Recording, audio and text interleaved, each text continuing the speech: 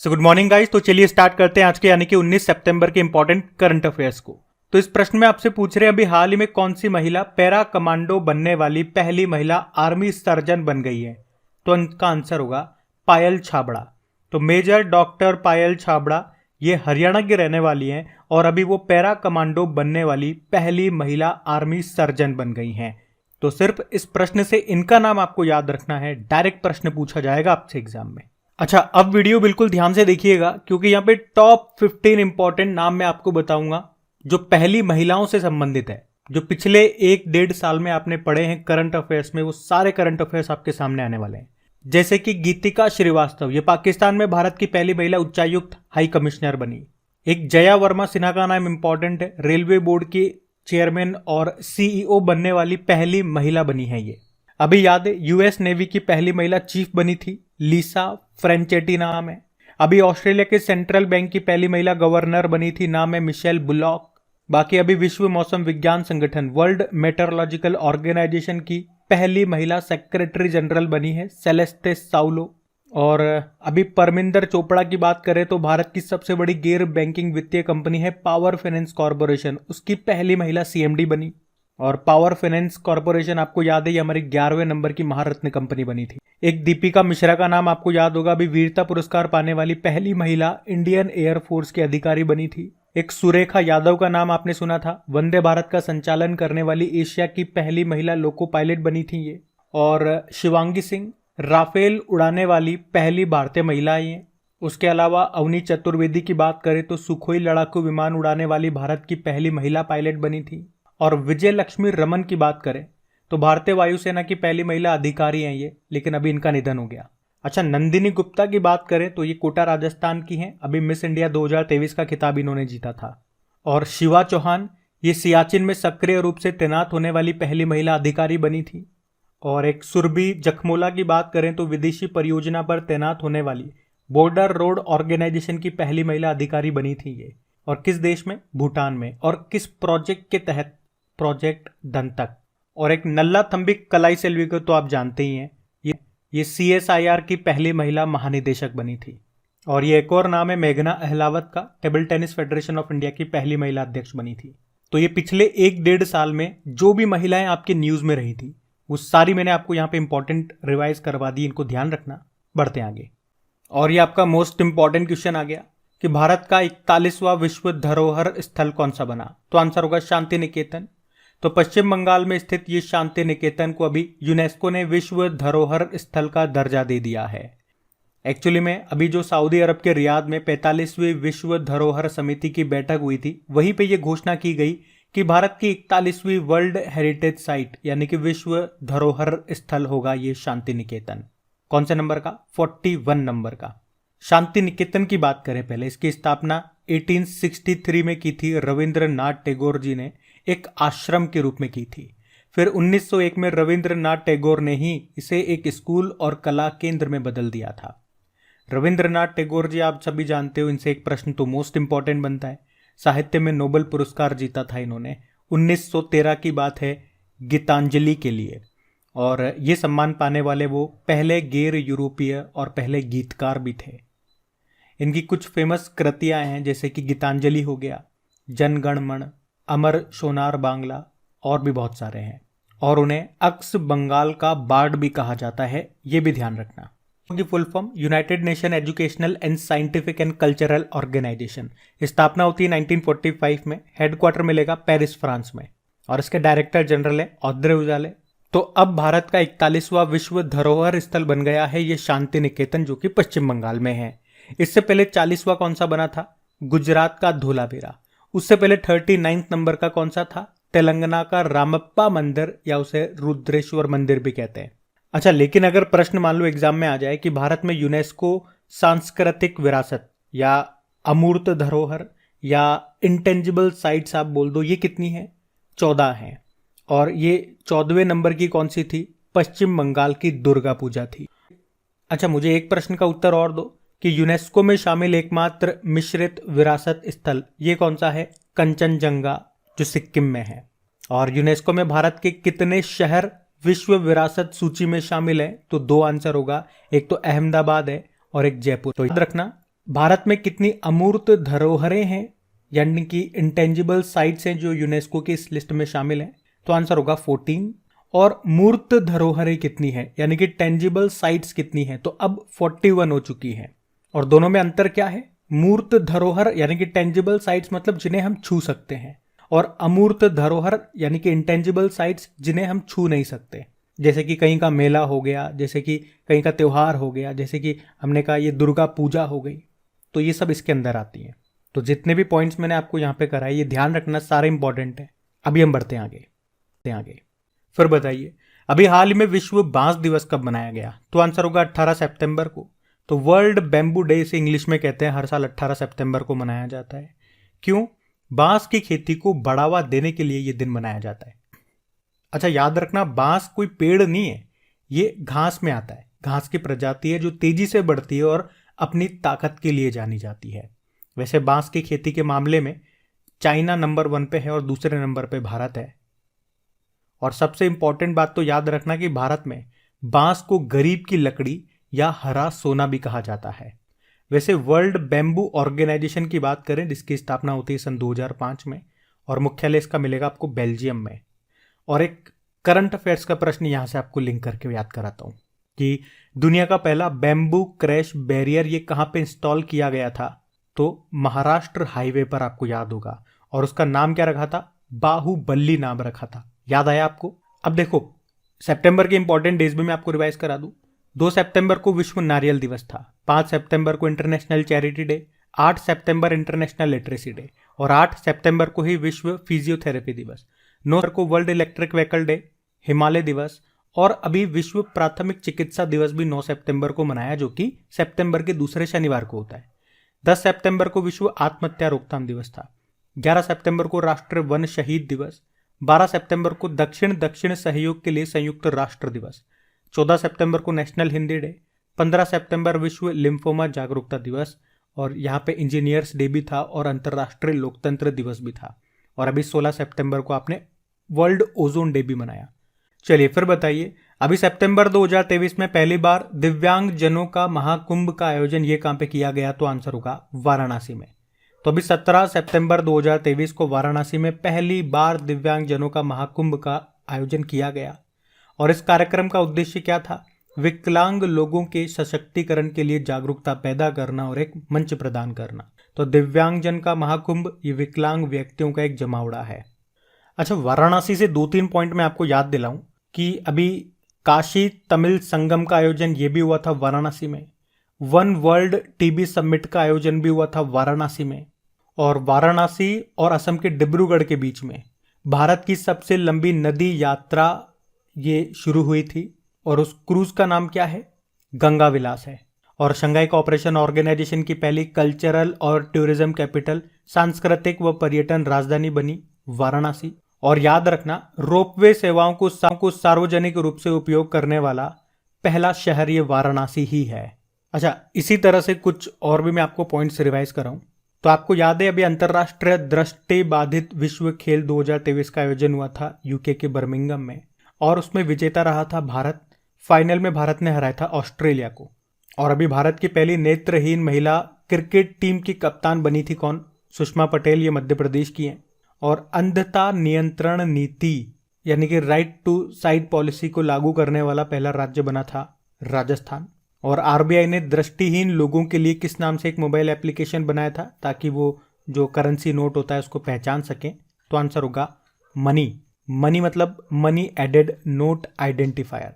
और दुनिया के पहले विकलांग अंतरिक्ष यात्री कौन बने हैं? जॉन मैकफॉल, ये ब्रिटिश के हैं, और इन्हें यूरोपियन स्पेस एजेंसी ये अंतरिक्ष में भेजेगा। अच्छा बताओ, किस आईआईटी ने विकलांग लोगों के लिए पहला स्वदेशी मोटर चलित व्हील चेयर बनाया था जिसका नाम रखा था नियो बोल्ट?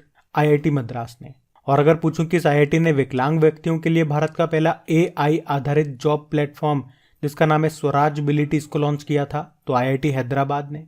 और अभी दृष्टिबाधित लोगों के लिए भारत का पहला इंटरनेट रेडियो जिसका नाम है रेडियो अक्ष, ये कहां पे लॉन्च हुआ था? नागपुर में। वैसे वर्ल्ड साइट डे कब मनाया जाता है? तो ये कोई फिक्स नहीं होता, ये अक्टूबर के दूसरे गुरुवार को होता है। जबकि अंतर्राष्ट्रीय दिव्यांगजन दिवस होता है 3 दिसंबर को, और अगर पूछे वर्ल्ड ब्रेल डे कब होता है तो वो 4 जनवरी को होता है। तो ये पॉइंट्स भी आपको ध्यान रखने हैं। और चिंता मत करो, ये जो एक्स्ट्रा फैक्ट्स मैं आप लोगों के लिए लेकर के आ रहा हूँ ये बार बार रिपीट होते रहेंगे और अपडेट होकर के, जैसे कि आज ये प्रश्न हो गया वो इसमें मैं अपडेट कर दूंगा, तो ये अपडेटेड आपको मिलता रहेगा। तो इस वीडियो में आपको कंटेंट की बाढ़ मिलेगी, बहुत सारा कंटेंट मिलेगा और फालतू कंटेंट नहीं होगा, सारा इंपॉर्टेंट आपके करंट अफेयर्स का कंटेंट होगा। और आप खुद से देख सकते हो एक प्रश्न में लगभग मैं आपको 10 से 12 प्रश्न एक्स्ट्रा रिवाइज करा रहा हूँ, यानी कि अगर टोटल आप देखोगे तो कम से कम 80-90 क्वेश्चन मैं आपको रिवाइज करा रहा हूं और उसके लिए 1 घंटे या 2 घंटे नहीं ले रहा हूं, मात्र 20 से 25 मिनट के अंदर। मेरी कोशिश रहती है 22-23 मिनट के अंदर मैं सारा कंटेंट आपको डिलीवर कर दूं, जिसमें कल के करंट अफेयर्स का रिवीजन भी मैं आपको करा दूं। और अगर आप में से कोई वीडियो पहली बार देख रहे हैं तो वीडियो को लाइक जरूर कीजिएगा और अपने दोस्तों के साथ में शेयर जरूर कर देना। और वीडियो का नोटिफिकेशन डेली आपको सुबह मिल सके इसके लिए आप चैनल को सब्सक्राइब कर लीजिए और बेल आइकन को जरूर से प्रेस कीजिएगा। अभी बढ़ते हैं आगे। चलिए फिर बताइए, अभी हाल ही में किस राज्य ने मुख्यमंत्री लाडली बहना आवास योजना शुरू की? तो आप सभी जानते हो उसका उत्तर क्या होगा, मध्य प्रदेश। तो अभी मध्य प्रदेश के मुख्यमंत्री जो हैं शिवराज सिंह चौहान, अभी उन्होंने भोपाल में मुख्यमंत्री लाडली बहना योजना को शुरू किया है। और इस योजना के तहत क्या होगा, जो परिवार विभिन्न आवासीय योजनाओं में आवास यानी कि घर की जो सुविधा है उसका लाभ पाने से वंचित रह गए हैं, उन्हें इस योजना के तहत अपना मकान दिया जाएगा। और इसमें कुछ शर्तें हैं, जैसे कि हर योजना में रहती है कि आपकी इनकम इतनी होनी चाहिए, आपकी सिंचाई का अगर कोई खेत वगैरह है तो इससे कम होना चाहिए।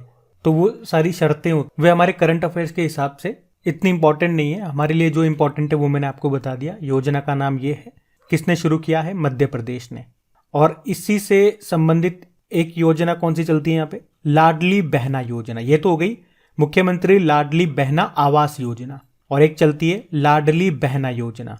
यहां से करंट अफेयर्स का प्रश्न ये बन जाएगा, भाई ये तो आपको पता है मध्य प्रदेश की है ये, लेकिन प्रश्न ये बन जाएगा कि यहाँ पे अभी तक पहले 1000 रुपए पर मंथ दिए जाते थे महिलाओं को, लेकिन अभी उसे बढ़ा के कितना कर दिया, तो याद रखना 1250 रुपए कर दिया है। और लाडली लक्ष्मी योजना ये भी मध्य प्रदेश की ही है।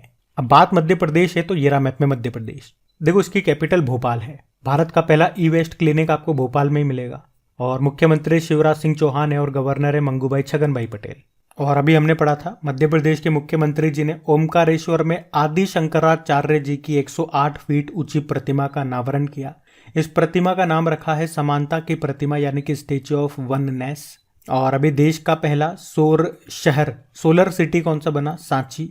आप जानते हो भारत का पहला कार्यात्मक रूप से साक्षर जिला यह है मध्य प्रदेश का मंडला जिला। और अभी स्वच्छ वायु सर्वेक्षण 2023 आया था, जिसमें पहले स्थान पे इंदौर रहा। और इसी तरह से नेशनल स्मार्ट सिटी अवार्ड 2022 हमने बात की थी अभी, तो सिटीज की लिस्ट में पहले स्थान पे इंदौर है, तो राज्यों की लिस्ट में पहले स्थान पे मध्य प्रदेश है। और देश का पहला यूनिटी मॉल ये किस राज्य में बनाया जाएगा, मध्य प्रदेश में, मध्य प्रदेश के उज्जैन में। अभी बाघों की रिपोर्ट आई थी, तो सबसे ज्यादा बाघ आपको पता है कहां पर है, मध्य प्रदेश में है। लेकिन नंबर अगर आपसे पूछ लें कि कितने टाइगर हैं तो 785 है। अभी मध्य प्रदेश ने जस्ट आस्क नाम से एक AI चैटबॉट भी लॉन्च किया था। भारत का पहला जियोलॉजिकल पार्क बनेगा मध्य प्रदेश के जबलपुर में। और याद रखना अभी मध्य प्रदेश का 53वां जिला बना था मऊगंज, रीवा जिले से अलग होकर के। और 54वां बनेगा नागदा, उज्जैन से अलग होकर के। तो ये पॉइंट से कुछ इंपॉर्टेंट है मध्य प्रदेश से, इनको ध्यान रखना। बढ़ते हैं आगे। फिर बताइए हाल ही में किसने सिंगापुर ग्रैंड प्रिक्स 2023 का खिताब जीता? तो आंसर होगा इसका कार्लोस सेंज।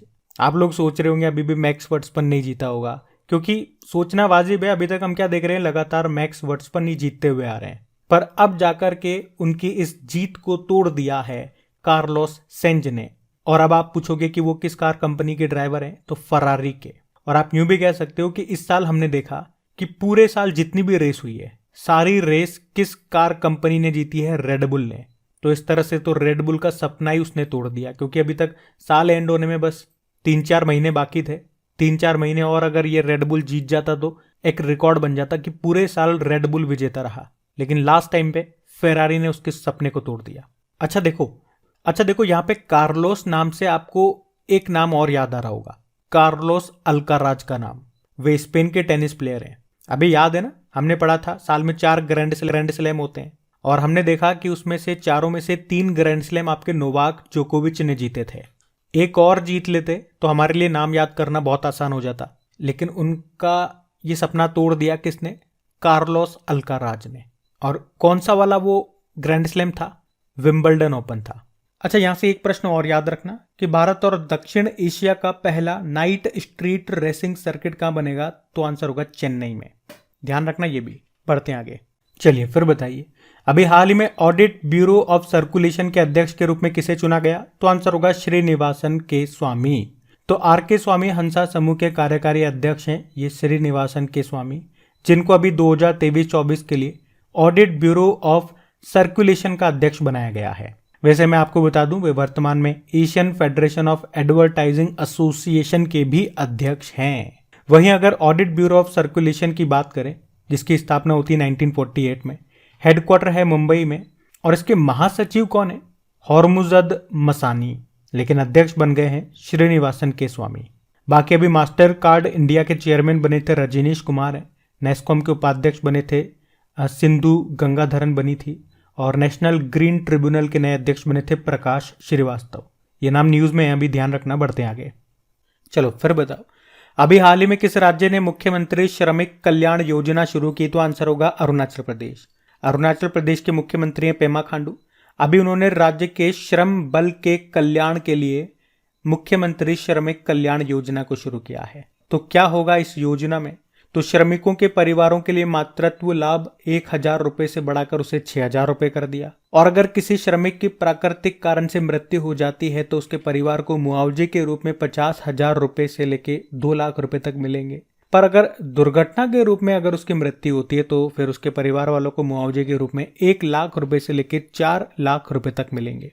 और इसके अलावा श्रमिकों के बच्चों के बीच में खेल को प्रोत्साहित करने के लिए राज्य स्तरीय और राष्ट्रीय स्तरीय टूर्नामेंट कराए जाएंगे, और इसमें पुरस्कार राशि भी निर्धारित की गई है। जैसे कि राज्य स्तरीय टूर्नामेंट में अगर कोई बच्चा गोल्ड मेडल लाता है तो 15,000 रुपए, सिल्वर लाता है तो 10,000 और ब्रोंज लाता है तो 1,000 रुपए मिलेंगे। वहीं राष्ट्रीय स्तरीय टूर्नामेंट में अगर कोई बच्चा गोल्ड लाता है तो 30,000, सिल्वर में 20 और ब्रोंज में 15,000 रुपए मिलेंगे। तो याद रखना, मुख्यमंत्री श्रमिक कल्याण योजना मैंने आपको सारा बता दिया, शुरू किया अरुणाचल प्रदेश ने। अच्छा, यहाँ पे श्रमिक से संबंधित कुछ योजनाएं मैं आपको रिवाइज करा दूं ताकि आप कंफ्यूज ना हो, क्योंकि यहाँ पे आप कंफ्यूज हो सकते हो। जैसे कि अगर आपसे पूछे कि भैया बताओ अभी अंत्योदय श्रमिक सुरक्षा योजना को किसने शुरू किया? तो आंसर होगा गुजरात ने। अभी बाल श्रमिक विद्या योजना को किसने शुरू किया था? उत्तर प्रदेश ने। अगर पूछे श्रमिक मित्र योजना को किसने शुरू किया था? तो आंसर होगा दिल्ली ने। अगर पूछे मुख्यमंत्री चा श्रमिक कल्याण योजना को किसने शुरू किया था? तो आंसर होगा त्रिपुरा ने। अगर पूछे विश्वकर्मा श्रमिक कल्याण योजना को किसने शुरू किया? तो आंसर होगा राजस्थान ने। और अभी विश्व श्रमिक दिवस कब मनाया गया? तो आंसर होगा 1 मई को। तो ये भी ध्यान रखना आप, या आप कंफ्यूज ना हो, इसलिए मैंने आपको एक साथ रिवाइज करा दिया। हम बढ़ते हैं आगे। चलो फिर बताओ, अभी हाल ही में किस देश ने क्रिकेट एशिया कप 2023 को जीता? तो आंसर होगा भारत ने। तो क्रिकेट एशिया कप 2023 इसका फाइनल हुआ था अभी कोलंबो श्रीलंका में। भारत ने इसको 8वीं बार जीत लिया है। फाइनल में किसे हराया? श्रीलंका को ही हराया। इसमें प्लेयर ऑफ द टूर्नामेंट रहे Kuldeep Yadav, player of the match रहे मोहम्मद सिराज, और कैच ऑफ द मैच रहे रविंद्र जडेजा। तो ये तो आपको याद हो गया। अब क्रिकेट से ही संबंधित मोस्ट इंपॉर्टेंट क्वेश्चन मैं आपको रिवाइज कर रहा हूं, जो कि 2023 में आपने पढ़े होंगे। जैसे कि अभी देवधर ट्रॉफी, पहले तो ट्रॉफियों को हम एक साथ कवर करते हैं। देवधर ट्रॉफी ये अभी साउथ जोन ने जीती थी ईस्ट जोन को हरा करके। दलीप ट्रॉफी साउथ जोन ने जीती वेस्ट जोन को हरा करके। ये दोनों कंफ्यूज कर सकती है, इसलिए मैंने साथ में लिख दी है। रणजी ट्रॉफी सौराष्ट्र ने जीती बंगाल को हरा के। और 59 नंबर की ईरानी ट्रॉफी शेष भारत ने जीती मध्य प्रदेश को हरा करके। मैंने यहाँ पे वही ट्रॉफी ली है जिनका संबंध क्रिकेट से है। अभी ACC men's emerging teams Asia Cup 2023 जो कि कोलंबो श्रीलंका में हुआ था, 5वां संस्करण था, उसको पाकिस्तान ने जीता था भारत को हरा के। अभी आईसीसी वर्ल्ड कप 2023 आपको बताया भारत में होने, और इस बार इसका ब्रांड एम्बेसडर बनाया गया है शाहरुख खान को। अभी वुमेन्स प्रीमियर लीग जो पहली बार हुआ, इसको मुंबई इंडियंस ने जीता, दिल्ली कैपिटल्स को हराया। और मेंस आईपीएल जो हुए थे 2023 वाले, इसका स्पॉन्सर है टाटा, और ये भारत में हुआ था। इसको किसने जीता? चेन्नई सुपर किंग ने गुजरात टाइटंस को हराया। और अभी under 19 women's T20 world cup 2023 जो कि साउथ अफ्रीका में हुआ, ये पहली बार हुआ, जिसको भारत ने जीता इंग्लैंड को हरा के। लेकिन याद रखना अगले साल ये कहाँ पे होंगे? बांग्लादेश में होंगे। और पहले ACC under 23 women's T20 emerging Asia Cup 2023 जो कि हुआ था हांगकांग में, उसको इंडिया ने जीता था बांग्लादेश को हरा करके। तो यहाँ पे क्रिकेट से संबंधित टॉप 10 क्वेश्चंस मैंने आपको रिवाइज करवाए हैं। जितने आपसे याद रह जाएं उतने याद रख लो, मैं आपको रिवाइज कराता रहूँगा, धीरे धीरे आपको याद हो जाएंगे। धीरे धीरे आगे बढ़ने की कोशिश करो। ऐसे समझो जब आप रोटी खाते हो तो पूरी रोटी को तो एक बार मुंह में नहीं रख लेते हो ना, उसके टुकड़े कर करके उसे चबा चबा करके धीरे धीरे खाते हो, तभी वो अच्छे से डाइजेस्ट होता है। वरना जल्दी जल्दी एक साथ ठूस लोगे तो खत्म तो जल्दी कर लोगे, लेकिन आपको बताए फिर आपका पेट दर्द होएगा, वो डाइजेस्ट नहीं होएगा, आपकी तबीयत खराब हो जाएगी। तो ये कुछ नियम है हमारी जिंदगी के, वो हर जगह लागू होते हैं। जिसने इन नियमों को अच्छे से समझ लिया वो कर जाएगा कुछ ना कुछ कमाल। ठीक है, अभी बढ़ते हैं आगे। चलो फिर बताओ, अभी सितंबर 2023 में धर्मेंद्र प्रधान जो कि हमारे शिक्षा मंत्री हैं और ओम बिरला जो कि लोकसभा अध्यक्ष हैं, इन्होंने किस शहर में स्किल्स ऑन व्हील्स को लॉन्च किया? तो आंसर होगा दिल्ली। तो हमने कहा शिक्षा मंत्री धर्मेंद्र प्रधान जी ने और लोकसभा अध्यक्ष ओम बिरला जी ने अभी कौशल विकास और डिजिटल साक्षरता को बढ़ावा देने के लिए दिल्ली में स्किल्स ऑन व्हील पहल को लॉन्च किया है। तो इस पहल का उद्देश्य क्या है? कौशल विकास यानी कि स्किल डेवलपमेंट में युवाओं के लिए सरकारी सहायता के बारे में जागरूकता पैदा करना। तो शुरुआत में तो इसे राजस्थान में शुरू किया गया है, फिर बाकी जगह इसे धीरे धीरे शुरू कर दिया जाएगा। तो ये था आज का आपका करंट अफेयर्स का सेशन। और हाँ, अगर आप में से वीडियो को कोई पहली बार देख रहे हैं तो मुझे जरूर बताइए कमेंट बॉक्स में कि वीडियो अपना जो है आप पहली बार देख रहे हैं, आपको सेशन कैसा लगा। क्योंकि अभी पता नहीं है क्या कारण है ऐसा, हमारा समय साथ नहीं दे रहा कि रेस्पॉन्स नहीं मिल रहा हमारे वीडियोस को इतना। तो अगर आप मुझे बताओगे कि हाँ आप वीडियो को पहली बार देख रहे हो, कैसा लगा, तो थोड़ी बहुत खुशी मुझे भी होगी कि हाँ कुछ तो लोग हैं जो जुड़ रहे हैं। और अपने क्रिक एग्जाम चैनल के बारे में किसने आपको सजेस्ट किया। बाकी चलो अभी कल के करंट अफेयर्स का भी मैं आपको रिवाइज करा दूं। और याद रखना है इनकी क्विज बनाई जाती है आपकी प्रैक्टिस के लिए आपकी क्रिक एग्जाम एप्लीकेशन पे, वहीं पे पीडीएफ भी आपको मिल जाएगी। और कुछ लोगों के एप्लीकेशन इंस्टॉल होने में दिक्कत आ रही है, तो मैंने पूछा आगे, तो उन्होंने ये कहा कि जो एंड्रॉयड 5 और 6 है उसमें ये इंस्टॉल नहीं होगा, ये गूगल की तरफ से दिक्कत है। तो देख लेना अगर आपका वर्जन 5 और 6 है तो उसमें नहीं होगा। तो पहला प्रश्न पूछा था किस रेलवे स्टेशन का नाम बदल के शहीद कैप्टन तुषार महाजन रेलवे स्टेशन किया गया? तो उधमपुर रेलवे स्टेशन जम्मू कश्मीर का है। विश्व रोगी सुरक्षा दिवस मनाया गया 17 सितंबर। और किस राज्य में सारागढ़ी स्मारक की आधारशिला रखी गई? पंजाब। और नेशनल ई विधान एप्लीकेशन प्रोजेक्ट का उद्घाटन किसने किया? द्रौपदी मुर्मू। सतत विकास लक्ष्यों पर प्रगति रिपोर्ट जेंडर स्नैपशॉट 2023 को किसने जारी किया? United nation women. ITI limited ने किस नाम से ब्रांडेड लैपटॉप और माइक्रो पीसी लॉन्च किया? तो स्मैश। और सिमोना हालेप का संबंध किस खेल से है? टेनिस से है। बैन लग गया इन पे 4 साल का। विश्व मसाला कांग्रेस का जो 14वां संस्करण है ये कहाँ पे हुआ? मुंबई में। डिजिटल किराया भुगतान के लिए nation first transit card launch किया एसबीआई ने। और एडीआर रिपोर्ट के अनुसार सांसदों के खिलाफ आपराधिक मामलों में कौन सा राज्य टॉप पे रहा? तो केरल। और वीडियो को लाइक और शेयर जरूर करना, अभी तक नहीं किया तो याद दिला दूं मैं, भूल जाते हो आप लोग। चलो अभी कल का होमवर्क प्रश्न देखते हैं और सेशन एंड करते हैं। तो कल के वीडियो में आपसे पूछा था महाराष्ट्र के किस शहर का नाम बदलकर अहिल्या नगर रख दिया गया? तो आंसर होगा अहमदनगर। आप सभी ने प्रश्न का बिल्कुल सही उत्तर दिया। अब ये रहा आज का आपका होमवर्क प्रश्न।